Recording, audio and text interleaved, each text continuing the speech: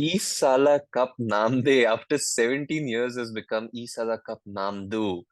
Thanks to an Indian superstar with the jersey number 18. But Akash, wasn't Kohli, was it? Yeah, it wasn't Kohli.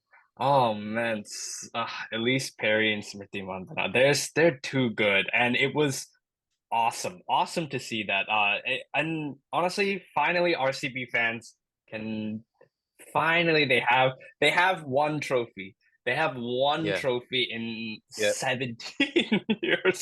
So, oh my goodness, what a moment. Well, I think this can't be on. This is so good for RCB and so good for the women's game also. So I'm I excited. think this is the rebirth of women's cricket in a way because Oh yeah, suddenly you had yeah.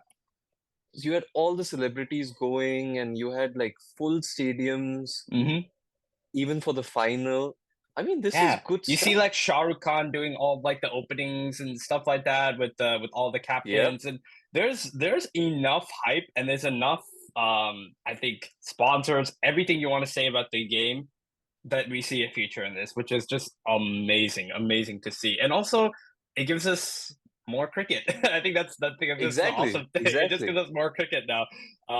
And more players to support. I mean, look at Yeah. is the likes of Ismail from South Africa bowling at 138 kilometers an hour. That's Hmm. amazing speed. That's the average speed of Bumrah these days in Test match Yeah, football, right? yeah.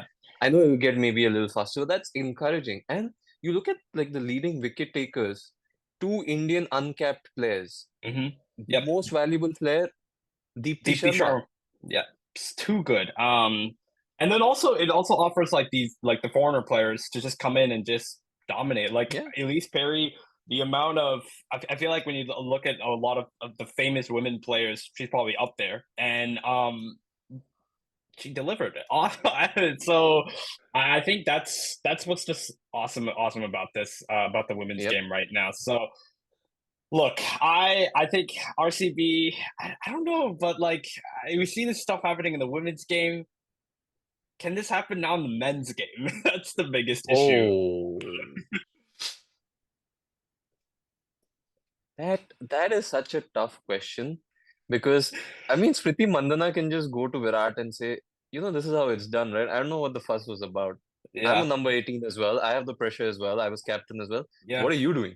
yeah. I have great all rounders with me also. So it's you have good all rounders with you also. So let's and why not? Exactly, Yeah, literally. Okay, so let's not talk about ICB for the IPL. And this is where I think this squad has holes, but it's still I think that if everything clicks somewhat, it can still I think they can still be somewhat of a playoff contender. Okay, we got to start with Kohli. Have to start with Kohli. it's Is been it too long, man. it's been too long. As also is he? Do you think he's lacking a little bit of cricket? Hasn't played in a little while now since the World Cup really. Yeah, but you think it matters to Virat Kohli?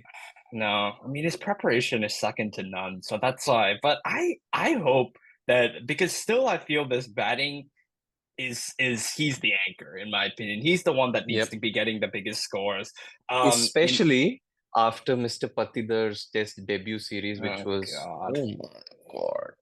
Look, I think because of the Patidar test series and how, let's be honest, horrible it went, it was a bust. It was, but that's what really annoyed me is that England didn't even put out a good squad, or they put out a very experimental kind of squad and a lot of debutants, and still not able to get runs, still not able to really do anything. And I think that's where I could really see that they moved Patidar quite a little bit down the order, maybe even to five potentially in the order. Because I think now with the likes of Maxwell and Cameron Green, probably I would honestly put Cameron Green at three or Maxwell at three, and just try to front load the batting a little bit more than having Patidur come at three. Honestly.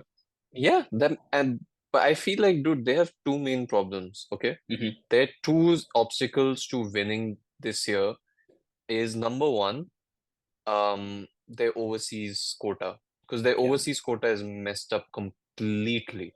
Yeah. Okay? So we've got Faf. We got Fuff. So let's go down the order. So Fuff, Virat, and then we have you have to play Maxwell. Maxwell has to Maxwell. play probably at 4. And then Patidar will be probably 3. Patidar 3, 5, somewhere. He'll play because they don't have any other Indian batsmen Exactly. that they can actually go with. So and then for how much that they've got in the trade for Cameron Green and what his skills They can have to bring play out, him.